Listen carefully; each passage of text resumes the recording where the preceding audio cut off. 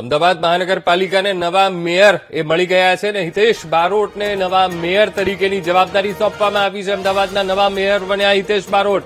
રાહ જોવાઈ રહી હતી અને સામાન્ય સભામાં આ મહત્વપૂર્ણ નિર્ણય લેવાઈ ગયો છે કે કોને મેયર પદ ઉપર બેસાડવા. હિતેશ બારોટ જે અમદાવાદ શહેરના નવા મેયર બન્યા છે.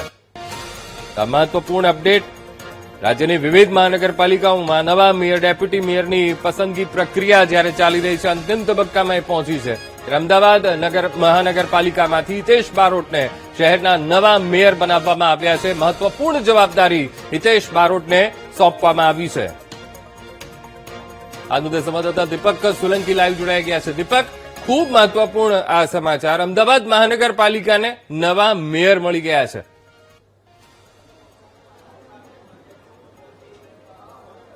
બિલકુલ અંકુર, જે પ્રકારે વીટીવી ન્યૂઝ દ્વારા અહેવાલ પ્રસારિત કરવામાં આવ્યા હતા કે જે નામો છે તે નામો પર મહોર લાગી છે અને અત્યારે હાલ જે શહેર પ્રમુખ અને જે પ્રભારી છે તેમના દ્વારા નામોની જાહેરાત કરવામાં આવી અને અમદાવાદના નવા મેયર 2.5 વર્ષની જે ટર્મ છે તે માટે હિતેશ બારોટ કે જેઓ થલતેજ વોર્ડના કોર્પોરેટર છે તેઓ બન્યા છે. સ્ટેન્ડિંગ કમિટી ચેરમેન જે છે તે કમલેશ પટેલ કે જેઓ ખોખરા વોર્ડના કોર્પોરેટર છે તે બન્યા છે.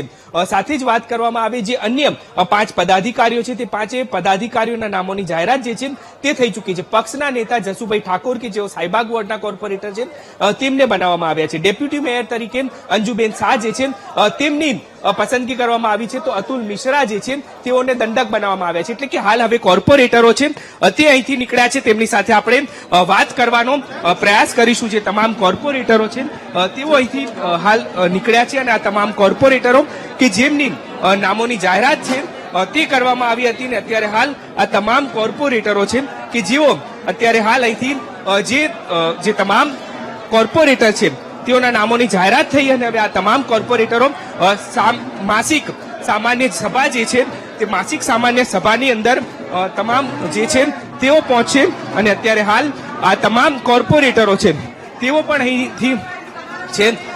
અંજુબેન શાહ છે તેમની સાથે વાત કરવાનો પ્રયાસ કરીશું. બેન, તમે ડેપ્યુટી મેયર બન્યા છો, શું કહેશો? 2.5 વર્ષનો પદભાર તમારા પર છે. પહેલા તો હું મારા ભાજપ પરિવારને બહુ ધન્યવાદ આપીશ કે એમને મારા ઉપર એટલો વિકાસ માટે મારા ઉપર એટલો વિશ્વાસ મૂક્યો ને એ પછી જે ગાઈડલાઈન હિસાબે જે બી કામ કરવાનું હશે એ બધું હું પૂર્ણ કરીશ. બિલકુલ, હિતેશભાઈ બારોટ કે જેઓ મેયર બન્યા છે. હિતેશભાઈ, મેયર બન્યા છો અમદાવાદના, શું કહેશો? મારે સત્તા મારે જવું પડશે પહેલા. શું કહેશો? પહેલી પ્રતિક્રિયા ભારતીય જનતા પાર્ટીના શીર્ષસ્થ નેતૃત્વએ જે રીતે મારી નિમણૂક કરી છે અને મારી સાથેની જે ટીમ બનાવી છે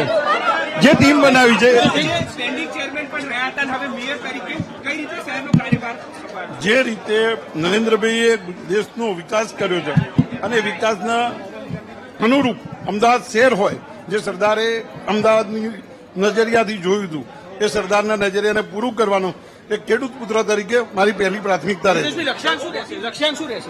અમદાવાદ શહેર સર્વશ્રેષ્ઠ શહેર બને જે અત્યારે 5મા નંબરનું શહેર છે એને સૌથી વધુ ઝડપથી આગળ વધે એ માટેનો પ્રયાસ કરે. તો હાલ જે મેયર તરીકે કોમનવેલ્થ ગેમ પણ આવનારા જે કોઈ આવશે એનું સારી રીતે સુપરે નિભાવવાનો પ્રયાસ કરીશું અને સૌથી સર્વશ્રેષ્ઠ અમદાવાદ બને એ માટેનો પ્રયાસ. અનુભવી તો હું એક ખેડૂત પુત્ર છું અને ખેડૂત પુત્ર તરીકેની મારી ભૂમિકા છે અત્યારે મહાનગરની અંદર જે પહેલા સૌથી પહેલો મને મેયર જે હતા એ જ પ્રણાલી પ્રમાણે અમદાવાદ શહેર ચલાવવાનો પ્રયાસ કરીશ. ચેલેન્જિંગ છે, ચેલેન્જિંગને આપણે પૂરી કરવા કોર્પોરેશન જે કસર કરવાની છે એ બધી જ કરશે. હું પોતે એ કસરને માનવા વાળો છું અને કરીશ.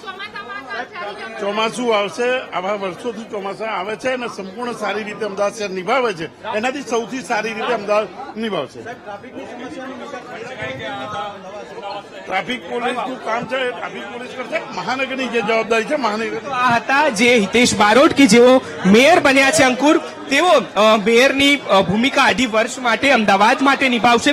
ડેપ્યુટી મેયર સાથે પણ વાત કરી, તેઓ પણ કહેતા હતા કે તેઓ અત્યારે હાલ જે અહીંથી જે નીકળશે અને હવે જે માસિક સામાન્ય સભા થવાની છે તે માસિક સામાન્ય સભાની અંદર તેઓ અહીંથી પહોંચવાના છે. સ્ટેન્ડિંગ કમિટી ચેરમેન તરીકે કમલેશ પટેલ ખોખરા વોર્ડના જે છે તેઓ નિમાયા છે અને અત્યારે હાલ તેઓ પણ અત્યારે અહીં પહોંચ્યા છે. તેમના નામની જાહેરાત થઈ છે. ખોખરા વોર્ડના તેઓ કમલેશ પટેલ કે જેઓ કોર્પોરેટર છે અને હવે 2.5 વર્ષ માટે તેઓ સ્ટેન્ડિંગ કમિટી ચેરમેન તરીકેની ભૂમિકા ભજવવાના છે. એટલે કે હાલ તો જે તમામ 5 પદાધિકારીઓ છે તે 5 પદાધિકારીઓના નામોની જાહેરાત થઈ ચૂકી છે અને હવે આ 5 પદાધિકારીઓ 2.5 વર્ષ માટે શહેરનું જે વહીવટ છે એટલે કે જે તમામ કામગીરી કરશે. કમલેશભાઈ, અભિનંદન. પહેલા તો આપ સ્ટેન્ડિંગ કમિટી ચેરમેન બન્યા છો. 2.5 વર્ષ માટે શહેરને કઈ રીતે વિકાસ મળશે? અમદાવાદ શહેર સતત વિકાસ કરતું રહ્યું છે, જેના કારણે આજે આ સતત 5મી ટર્મ છે કે જે અમદાવાદની પ્રજાએ ભારતીય જનતા પાર્ટીને તક આપી છે. આ વિકાસની ગાથાને આગળ વધારવા માટે હું અને મારી સમગ્ર ટીમ તત્પર છીએ. કમલેશભાઈ, 2.5 વર્ષ આપ સ્ટેન્ડિંગ ચેરમેન બન્યા છો, આપ અનુભવી છો. અનુભવનો લાભ શહેરના નાગરિકોને કઈ રીતે મળશે? કેટલીક કટોકટી પણ જોવા મળી રહી છે, અત્યારે ઈંધણની કટોકટી છે, એ પણ ચેલેન્જીસ હશે, તો કઈ રીતે સાથે લઈને આપ એ વિકાસના કામ કરશો? વૈશ્વિક સમસ્યા છે અત્યારે જે આપ કહી રહ્યા છો એનો ઉકેલ પણ ટૂંક સમયમાં આવશે. સાથે સાથે જે વિકાસના કામો ચાલી રહ્યા છે એને ઝડપથી પૂરા કરવા અને નવી જે કઈ જરૂરિયાતો છે પ્રજાની એ તમામ જરૂરિયાતોને પૂરી કરવા માટે હું અને મારી સમગ્ર ટીમ તત્પર છે. કમલેશભાઈ, યુવા ટીમ પણ સાથે છે, કઈ રીતે તાલમેલ બેસશે? ભારતીય જનતા પાર્ટીનો હંમેશા લક્ષ્ય રહ્યો છે કે સમન્વય કરીને ચાલવું, નવા લોકોને તક આપવી અને સાથે સાથે જૂના લોકોનો અનુભવનો પણ લાભ લેવો.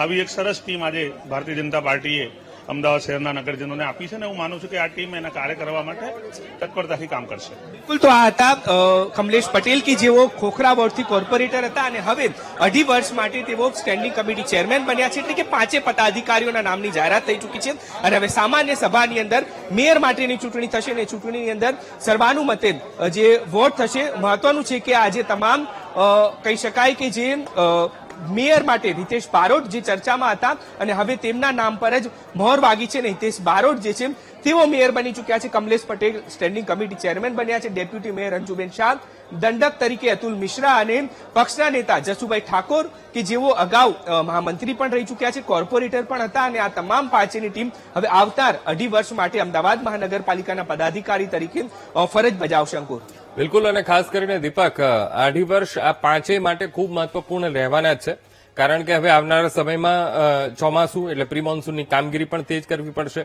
સાથોસાથ સામે પડકારો પણ કેટલાક છે કે અમદાવાદમાં એવા પણ હજુ કામો છે કે જે અટકીને પડ્યા છે અને સુપેરે પાર પાડવા એ ખૂબ જરૂરી છે. ત્યારે કેવા પડકારો આવનારા સમયમાં આ 5 માટે રહેવાના? બિલકુલ ચોક્કસ પ્રમાણે, કારણ કે અત્યારે હાલ વૈશ્વિક મહામારી એ કહી શકાય કે ઈંધણની જે જરૂરિયાત છે તે પણ ખૂબ જ જોવા મળી રહી છે, કારણ કે ઈંધણની કટોકટી જોવા મળી રહી છે તે પણ એક ચેલેન્જ છે. સૌથી મહત્વની બાબત એ છે કે મહાનગરપાલિકાની અંદર હવે ચોમાસું માથે છે, એટલે કે સૌથી વધારે જો તકલીફ પડતી હોય નાગરિકોનો તો ચોમાસામાં પડતી હોય છે, કારણ કે ભૂવા પડે છે, રસ્તા ખરાબ થઈ જાય છે, વરસાદી પાણી ભરાઈ જાય છે. તો પહેલી આજે તમામ પદાધિકારીઓ છે તે માટે ચેલેન્જ જે છે તે આવનારું ચોમાસું છે કે ચોમાસાની અંદર નાગરિકોને તમામ સુવિધાઓ મળે, રોડ રસ્તા બેસી ન જાય, સાથે જ જે વરસાદી પાણી ભરાવાની જે સમસ્યા છે તે પણ દૂર થાય. તમામ પ્રકારનું આયોજન કરવું પડશે. પ્રી મોન્સૂનની વાતો તો થાય છે, પરંતુ આ તમામ પદાધિકારીઓ માટે પહેલી ચેલેન્જ જે છે તે આવનાર ચોમાસું છે.